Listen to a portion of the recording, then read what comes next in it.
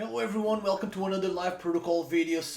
Have you ever had trouble maintaining friends, keeping your friendship going long lasting? I know I have, and there might be sometimes that it's my fault, sometimes it's the other person's fault, but in this video I'm showcasing 6 ways. On my article I actually have 9 ways, but I didn't want to make the video too long, so if you want to check the article I'm going to leave a link in the description. You can check the whole information, but on this video I'm going to have 6 ways why you might be at fault with your friendships. Without further ado, let's check out the video and I hope you enjoy it.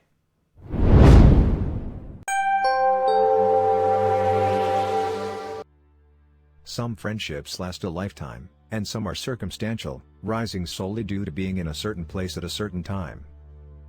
Regardless of which category your friendship belongs to, it is important to be aware of the kind of behaviors that can affect its longevity. More often than not, friendships are easily fixable, but sometimes they go past the point of no return. If you frequently struggle to maintain long-lasting friendships, it might be time to analyze your attitude and figure out where you might be going wrong. 6 things that can ruin a friendship. You lack empathy. It is important to understand the difference between empathy and sympathy.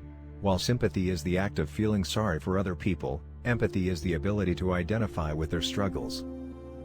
No one likes being felt sorry for, but people do like being understood. While you can never fully comprehend what your friends are going through mentally, they should always have your unwavering support to fall back on. A lack of empathy gives rise to dysfunctional friendships.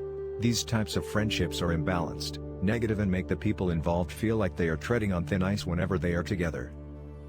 Frequently criticizing your friends' personal or professional decisions, and making fun of their fashion or relationship choices, are the perfect conditions in which to breed a dysfunctional relationship. If you are someone who does not realize the far-reaching consequences of your negative actions, you might need a trip back to the drawing board, and a lesson in empathy. You take the friendship for granted. Just like any other relationship, friendships need admiration and appreciation too. If you take your friend for granted by constantly asking them for favors, but never returning any when they need it, your friendship is headed for a crash. This kind of attitude can leave the other person feeling worthless and used.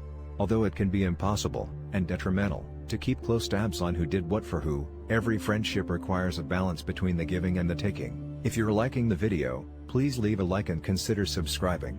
Let's keep going. You talk too much. There is no doubt that we all have a soft spot for our friends. As the bonds of our friendships tighten, so does the need to rely on them.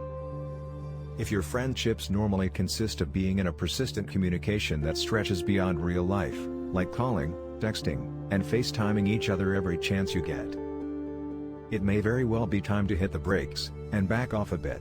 If this is true for your friendship and you are usually the one who initiates these conversations, there is a possibility that you are keeping your friend from participating in other aspects of their life that lie outside the realm of your friendship.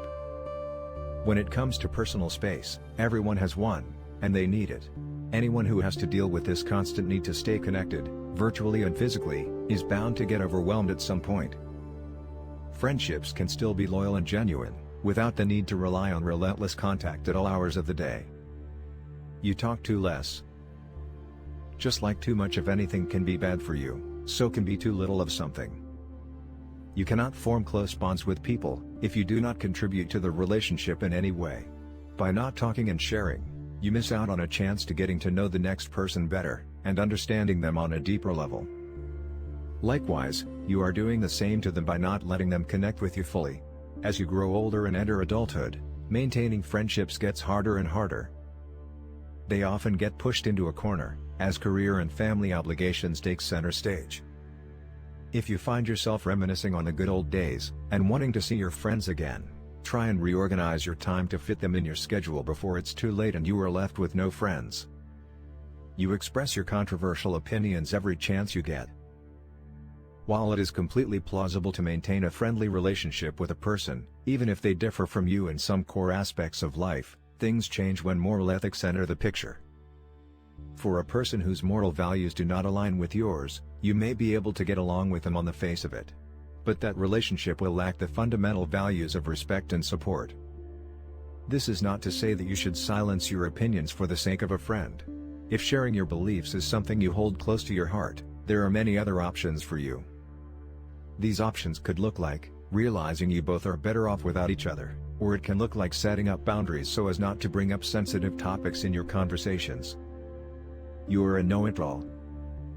Needless to say, no one likes a know-it-all.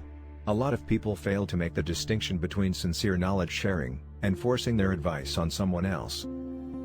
You might be confident on a subject that your friend has no interest in hearing about, and that is okay. You do not need to educate them on everything.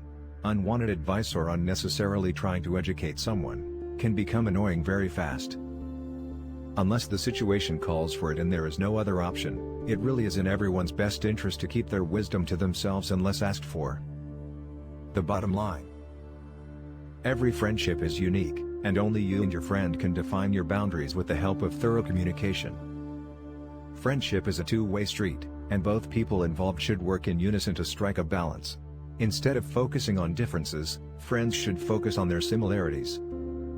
It is essential to make your concerns heard, but what is also important is to analyze your actions and mend them from time to time. It is better to listen to your friend and repair the friendship, than to lose them altogether. If you liked the video, please consider leaving a like and subscribing. That will allow us to keep making more videos like this. For more related content, please click on one of the suggested videos. Thank you for watching.